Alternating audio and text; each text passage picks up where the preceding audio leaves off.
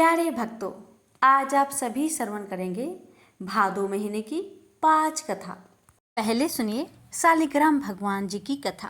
दक्षिण में गोदावरी के किनारे कनकावरी नाम की एक नगरी थी। वहाँ रामदास रहता था। वह जाति का चमार था, परंतु अत्यंत सरल हृदय का, सत्य और न्याय की कमाई खाने वाला और प्रभु का निरंतर चिंतन करने वाला भक्त था। रामदास की पतिव्रता स्त्री का नाम मूली था। दंपति में बड़ा प्रेम था। इनके एक छोटा लड़का था, वह भी माता पिता का परम भक्त था। तीनों प्राणियों के पेट भरने पर जो पैसे बचते, उनसे रामदास अतिथि की सेवा और पीड़ितों के दुख दूर करने का प्रयास करता।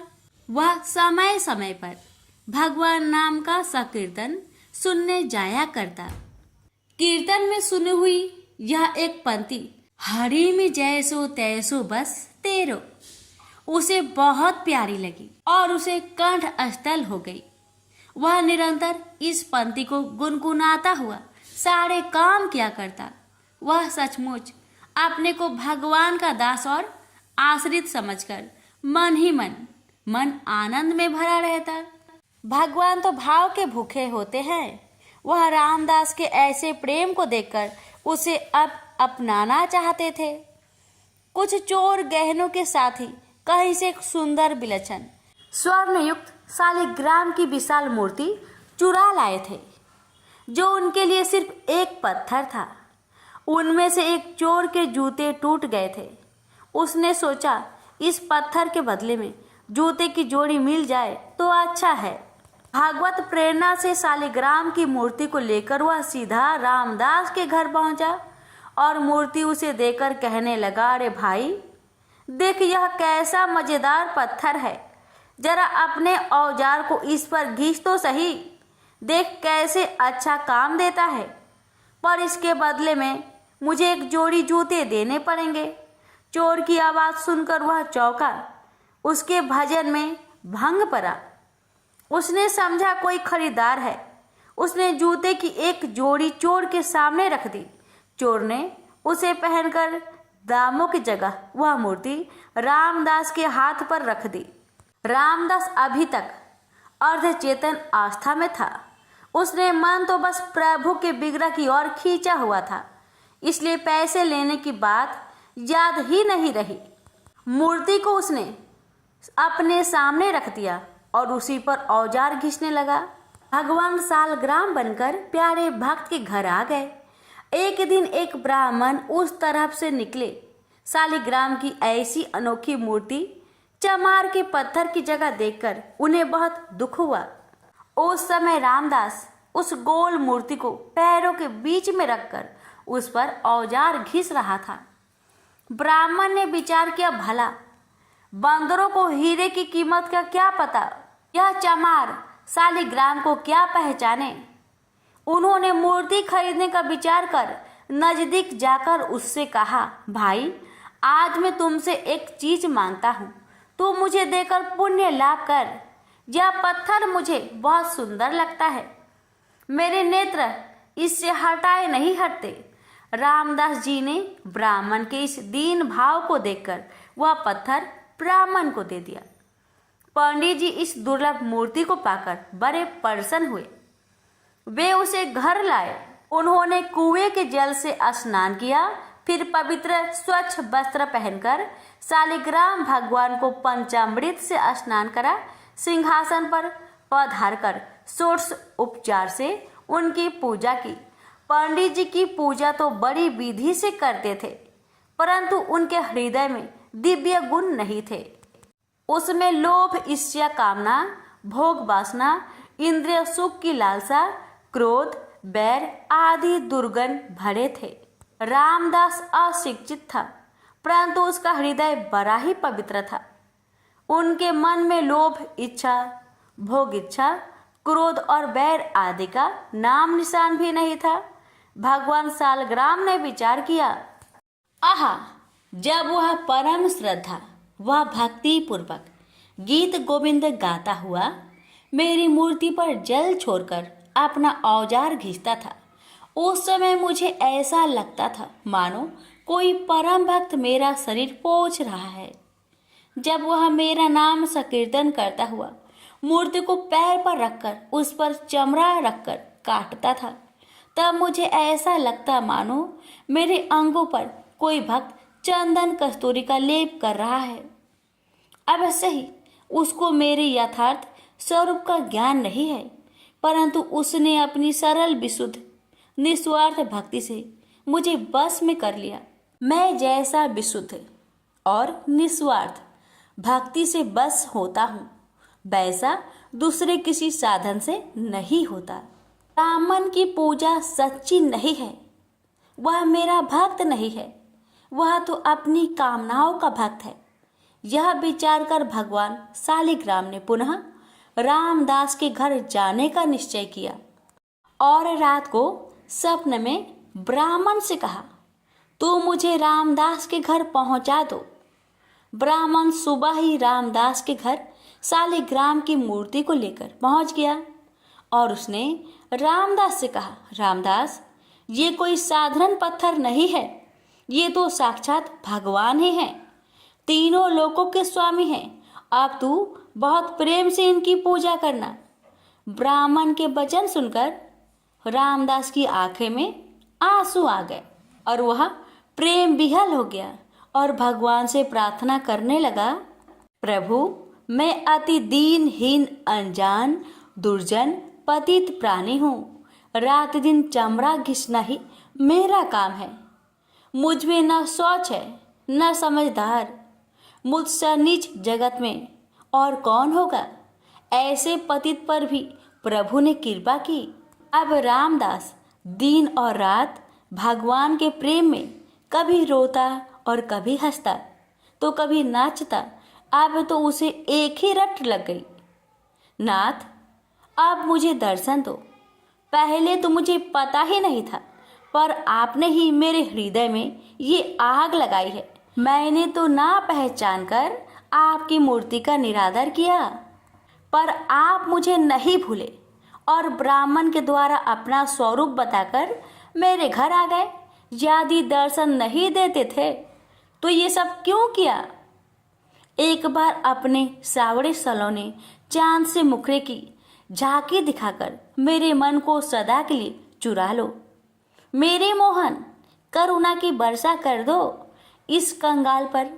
एक बार दर्शन दो और मुझे कृतार्थ करो।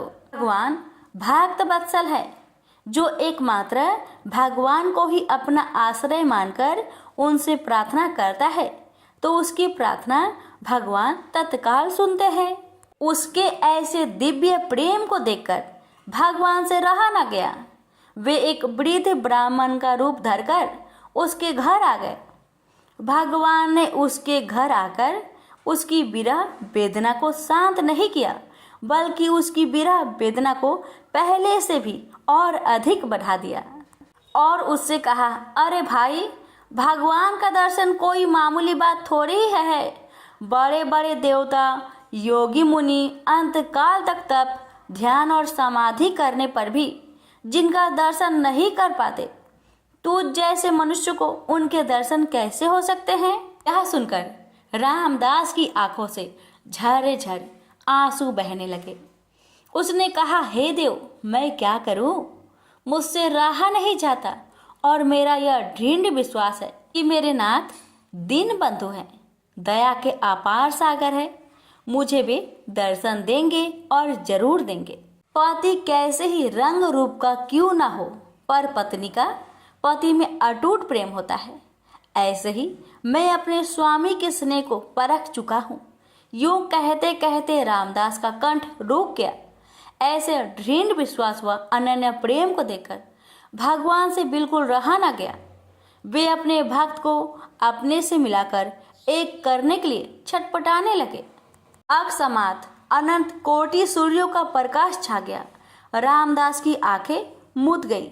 उसने हृदय में देखा, भगवान मनमोहन त्रिभंगी लाल मुस्कुराते हुए मधुर मधुर मुरली बजा रहे हैं और कह रहे हैं, आ मेरे पास आ, कैसा सुंदर रूप है, वह आनंद सागर में डूब गया। अचानक आंखें खुली, देखता है सामने भी प्रभु का वही दिव्य सच्चिदानंद घन विग्रह विराजमान है। रामदास के आनंद का परवार नहीं रहा। उसकी सारी व्याकुलता सदा के लिए मिट गई। भगवान ने उसे अपने में समा लिया और उसने प्रभु के दिव्य धाम में जाकर नित्य पार्षद का शरीर ग्रहण किया। प्रेम से बोलिए हरे कृष्णा कृष्ण कृष्ण हरे हरे, हरे राम राम राम राम राम हरे हरे। सतयुग में विदर्भ नगरी में सयंजित नामक राजा हुए थे। वह ऋषियों के समान थे। उन्हीं के राज में एक कृषक सुमित्र था। उसकी पत्नी जयश्री अत्यंत पतिव्रता थी। एक समय वर्षा ऋतु में जब उसकी पत्नी खेती के कर्मों में लगी हुई थी तो वह रजवाला हो गई। उसको रजवाला होने का पता लग गया, फिर भी वह घर के कामों में लगी रही। कुछ समय बाद वह दोनों स्त्री पुरुष अपनी अपनी आयु भोगकर मृत्यु को प्राप्त हुए। जयश्री तो कुतिया बनी और सुमित्र को रजवाला स्त्री के संपर्क में आने के कारण बैल की योनि मिली, क्योंकि ऋतु दोष के अतिरिक्त इन दोनों का कोई अपराध नहीं था। इसी कारण इन दोनों को अपने पूर्व जन्म का समस्त विवरण याद रहा। वे दोनों कुतिया और बैल के रूप में उसी नगर में अपने बेटे सुचित्र के यहाँ रहने लगे। धर्मात्मा सुचित्र अपने अतिथियों का पूर्व सत्कार करता था। अपने पिता के श्राद्ध के दिन उसने अपने घर ब्राह्मण को भोजन के लिए नाना प्रकार के भोजन बनवाए। जब उसकी स्त्री किसी काम के लिए रसोई से बाहर गई हुई थी तो एक सर्प ने रसोई की खीर के बर्तन में विष वमन कर दिया। कुतिया के रूप में सुचित्र की माँ कुछ दूर से सब देख रही थी। पुत्र की बहू के आने पर उसने पुत्र को ब्रह्म हत्या के पाप से बचाने के लिए उस बर्तन में मुंह डाल दिया। सुचित्रा की पत्नी चंद्रवती से कुतिया का यह कृत्य देखा न गया और उसने चूल्हे में जल्दी लकड़ी निकालकर कुतिया को मारी। बेचारी कुतिया मार खाकर इधर उधर भागने लगी। चौके में जो जूठन आदि बची रहती थी वह सब सुचित्र की बहू उस कुतिया को डाल देती थी, लेकिन क्रोध के कारण उसने वह भी बाहर फेंकवा दिया। सब खाने का सामान फेंकवाकर बर्तन साफ करके दोबारा खाना बनाकर ब्राह्मणों को खिलाया। रात्रि के समय भूख से व्याकुल होकर वह कुतिया बैल के रूप में रह रहे अपने पूर्व पति के पास आकर बोली, हे स्वामी, आज तो मैं भूख से मरी जा रही हूँ। वैसे तो मेरा पुत्र मुझे रोज खाने को देता था, लेकिन आज मुझे कुछ नहीं मिला। सांप के विष वाले खीर के बर्तन को अनेक ब्रह्म हत्या के भय से छूकर उनके न खाने योग्य कर दिया था। इसी कारण उसकी बहू ने मुझे मारा और खाने को कुछ भी नहीं दिया। तब वह बोला, हे भद्रे, तेरे पापों के कारण तो मैं भी इस योनि में आ पड़ा हूँ और आज बोझा ढोते ढोते मेरे कमर टूट गई है। आज मैं भी खेत में दिन भर हल जोत रहा। मेरा पुत्र ने आज मुझे भी भोजन नहीं दिया और मुझे मारा भी बहुत। मुझे इस प्रकार कष्ट देकर उसने इस रात को निष्फल कर दिया। अपने माता पिता की इन बातों को सुचित्र सुन रहा था। उसने उसी समय दोनों को भरपेट भोजन करवाया और फिर उनके दुख से दुखी होकर वन की ओर चला गया। वन में जाकर ऋषियों से पूछा कि मेरे माता पिता किन कर्मों के कारण इन नीची योनि को प्राप्त हुआ है और अब किस प्रकार से इनको छुटकारा मिल सकता है। तब सर्वतमा ऋषि बोले, तुम इनकी मुक्ति के लिए पत्नी सहित ऋषि पंचमी का व्रत धारण करो तथा उसका फल अपने माता पिता को दो। भाद्रपद महीने की शुक्ल पंचमी को मुख शुद्ध करके मध्या में नदी के पवित्र जल में स्नान करना और नए रेशमी कपड़े पहनकर अरुंधति सहित सप्त ऋषियों का पूजन करना। इतना सुनकर सुचित्र अपने घर लौट आया। और अपनी पत्नी सहित विधि विधान से पूजन व्रत किया। इसके पुण्य से माता पिता दोनों पशु योनि से छूट गए। इसलिए जो महिला श्रद्धा पूर्वक ऋषि पंचमी का व्रत करती है वह समस्त सांसारिक सुखों को भोगकर वैकुंठ को जाती है। प्रेम से बोलिए सप्त ऋषियों की जय। एक बार श्री कृष्ण ने युधिष्ठिर को बताया कि किसी समय मथुरा में लोमस ऋषि आए थे। मेरे माता पिता देवकी तथा वासुदेव ने भक्ति पूर्वक उनकी सेवा की तो ऋषि ने उन्हें कंस द्वारा मारे गए पुत्रों के शोक से उबरने के लिए आदेश दिया। हे देवकी, कंस ने तुम्हारे कई पुत्रों को पैदा होते ही मारकर तुम्हें पुत्र शोक दिया है। इस दुख से मुक्त होने के लिए तुम संतान सप्तमी का व्रत करो। राजा नहुस की रानी चंद्रमुखी ने भी यह व्रत किया था, तब उसके भी पुत्र नहीं मरे। यह व्रत तुम्हें भी पुत्र शोक से मुक्त करेगा। देवकी ने पूछा, हे देव, मुझे व्रत का पूरा विधि विधान बताने की कृपा करे ताकि मैं विधि पूर्वक व्रत संपन्न करूं। लोमस ऋषि ने उन्हें व्रत का पूजन विधान बताकर व्रत कथा भी बताई। नहुस अयोध्यापुरी का प्रतापी राजा था। उसकी पत्नी का नाम चंद्रमुखी था। उसके राज्य में ही विष्णुदत्त नामक एक ब्राह्मण रहता था। उसकी पत्नी का नाम रूपवती था। रानी चंद्रमुखी तथा रूपवती में परस्पर घनिष्ठ प्रेम था। एक दिन वे दोनों सरयू में स्नान करने गए। वहाँ अन्य स्त्रियां भी स्नान कर रही थी। उन स्त्रियों ने वहीं पार्वती शिव की प्रतिमा बनाकर विधि पूर्वक उनका पूजन किया। रानी चंद्रमुखी तथा रूपवती ने उन स्त्रियों से पूजन का नाम तथा विधि पूछी। उन स्त्रियों में से एक ने बताया, हमने पार्वती सहित शिव की पूजा की है। भगवान शिव का डोरा बांधकर हमने संकल्प किया कि जब तक जीवित रहेगी तब तक यह व्रत करती रहेगी। यह मुक्ता भरण व्रत सुख तथा संतान देने वाला है। उस व्रत की बात सुनकर उन दोनों सखियों ने भी जीवन प्रयत्न इस व्रत को करने का संकल्प करके शिव जी के नाम का डोरा बांध लिया, किंतु घर पहुंचने पर वे संकल्प को भूल गई। फलतः मृत्यु के पश्चात रानी बनरी तथा ब्राह्मणी मुर्गी की योनि में पैदा हुई।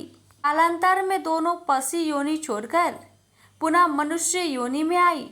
चंद्रमुखी मथुरा के राजा पृथ्वीनाथ की रानी बनी तथा रूपवती ने फिर एक ब्राह्मण के घर जन्म लिया। इस जन्म में रानी का नाम ईश्वरी तथा ब्राह्मणी का नाम भूषणा था। भूषणा का विवाह राज पुरोहित अग्निमुखी के साथ हुआ। इस जन्म में भी उन दोनों में बड़ा प्रेम हो गया। व्रत भूलने के कारण ही रानी इस जन्म में भी संतान सुख से वंचित रही। गर्भावस्था में उसने एक गूंगा तथा बहरा पुत्र जन्मा, मगर वह भी 9 वर्ष का होकर मर गया। भूषणा ने व्रत को याद रखा था, इसलिए उसके गर्भ से सुंदर तथा स्वस्थ 8 पुत्रों ने जन्म लिया। रानी ईश्वरी के पुत्र शोक की संवेदना के लिए एक दिन भूषणा उससे मिलने गई। उसे देखते ही रानी के मन में डाह पैदा हुई। उसने भूषणा को विदा करके उसके पुत्र को भोजन के लिए बुलाया और भोजन में विष मिला दिया, परंतु भूषणा के व्रत के प्रभाव से उनका बाल भी बाका ना हुआ। इससे रानी को और भी अधिक क्रोध आया। उसने अपने नौकरों को आज्ञा दी कि भूषणों के पुत्र को पूजा के बहाने यमुना के किनारे ले जाकर गहरे जल में धकेल दिया जाए, किंतु भगवान शिव और माता पार्वती की कृपा से इस बार भी भूषणा के बालक व्रत के प्रभाव से बच गए। परिणामतः रानी ने जल्लादों को बुलाकर आज्ञा दी कि ब्राह्मण बालकों का वध स्थल पर ले जाकर मार डालो, किंतु जल्लादों द्वारा बेहद प्रयास करने पर भी बालक न मर सके। यह समाचार सुनकर रानी को आश्चर्य हुआ। उसने भूषणा को बुलाकर सारी बात बताई और फिर क्षमा याचना करके उससे पूछा कि किस कारण तुम्हारे बच्चे नहीं मर पाए। भूषणा बोली, क्या आपको पूर्व जन्म की बात स्मरण नहीं है? रानी ने आश्चर्य से कहा, नहीं, मुझे तो कुछ याद नहीं है। तब उसने कहा, सुनो, पूर्व जन्म में तुम राजा नहुस की रानी थी और मैं तुम्हारी सखी थी। हम दोनों ने एक बार भगवान शिव का डोरा बांधकर संकल्प किया था कि जीवन पर्यंत संतान सप्तमी का व्रत किया करेंगे, किंतु दुर्भाग्यवश हम भूल गए और व्रत की अवहेलना होने के कारण विभिन्न योनियों में जन्म लेती हुई अब फिर मनुष्य जन्म को प्राप्त हुई हैं। अब मुझे उस व्रत की याद हो आई थी, इसलिए मैंने व्रत को किया। उसी व्रत के प्रभाव से आप मेरे पुत्र को चाहकर भी नहीं मरवा सके। यह सब सुनकर रानी ईश्वरी ने भी विधि पूर्वक संतान सुख देने वाला यह मुक्ता भरण व्रत रखा। तब व्रत के प्रभाव से रानी पुनः गर्भवती हुई और एक सुंदर बालक को जन्म दिया। उसी समय से पुत्र प्राप्ति और संतान की रक्षा के लिए यह व्रत प्रचलित है। राधा माता गोलोक में श्री कृष्ण के साथ रहती थी। एक दफा कृष्ण भगवान को गोलोक में राधा रानी कहीं नजर नहीं आए। कुछ देर बाद कन्हैया अपने सखी विराजा के साथ घूमने चले गए। यह बात जब राधा रानी को मालूम हुई तो उन्हें गुस्सा आया और वो सीधे कन्हैया के पास पहुंची।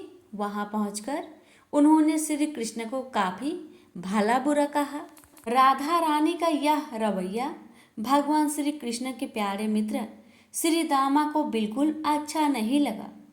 श्री दामा ने उसी वक्त बिना कुछ सोचे समझे राधा रानी को पृथ्वी पर जन्म लेने का श्राप दे दिया। राधा को इतने गुस्से में देखकर कृष्ण भगवान की सखी विराजा भी नदी के रूप में वहां से चली गई। राधा ने श्री दामा से श्राप पाने के बाद उन्हें राक्षस कुल में पैदा होने का श्राप दिया। राधा जी द्वारा दिए गए श्राप के वजह से ही श्री दामा का जन्म शंखचूड़ दानव के रूप में हुआ। आगे चलकर वही दानव भगवान विष्णु के परम भक्त बना। दूसरी तरफ राधा जी ने पृथ्वी पर वृषभानु के घर पुत्री के रूप में जन्म लिया। राधा रानी का जन्म वृषभानु जी के घर तो हुआ, लेकिन उनकी पत्नी देवी कीर्ति की गर्भ से नहीं। दरअसल जिस समय राधा मैया श्री दामा ने एक दूसरे को श्राप दिया था, तभी भगवान श्री कृष्ण ने कहा था कि राधा आपको वृषभानु जी और देवी कीर्ति की पुत्री बनकर पृथ्वी पर रहना होगा। मनुष्य के अवतार में आपका एक वैश्य से विवाह होगा, जो मेरे अंश अवतारों में से ही एक होगा। इस तरह आप पृथ्वी पर भी मेरी ही बनकर रहेगी, परंतु हम दोनों को बिछड़ने का दुख सहना होगा। इसके बाद कृष्ण भगवान ने राधा जी को मनुष्य योनि के रूप में जन्म लेने की तैयारी करने के लिए कहा। संसार के सामने वृषभानु जी की पत्नी गर्भवती हुई। जिस तरह एक बच्चा दुनिया में आता है, ठीक वैसे ही देवी कीर्ति का भी प्रसव हुआ। लेकिन असल में राधा माता का जन्म देवी कीर्ति की गर्भ से नहीं हुआ था।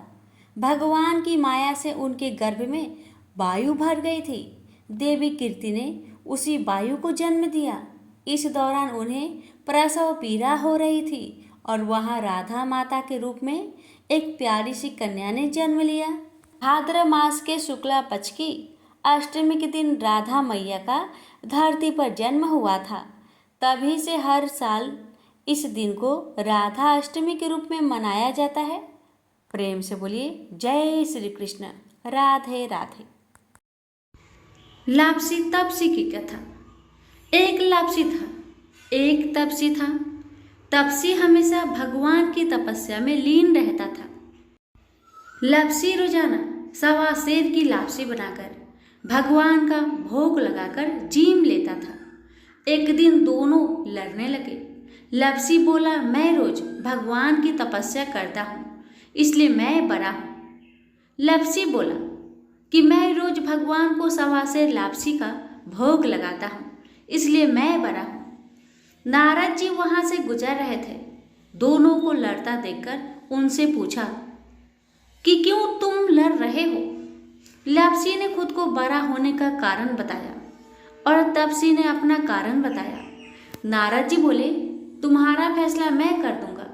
दूसरे दिन लापसी और तपसी नहाकर अपनी रोज की भक्ति करने आए तो नारद जी ने छुपकर 1.25 करोड़ की एक एक अंगूठी उन दोनों के आगे रख दी। तपसी की नजर जब अंगूठी पर पड़ी तो उसने चुपचाप अंगूठी उठाकर अपने नीचे दबा ली। लापसी की नजर अंगूठी पर पड़ी लेकिन उसने ध्यान नहीं दिया। भगवान को भोग लगाकर लापसी खाने लगा। नारद जी सामने आए तो दोनों ने पूछा कि कौन बड़ा। तो नारद जी ने तपसी को खड़ा होने को कहा।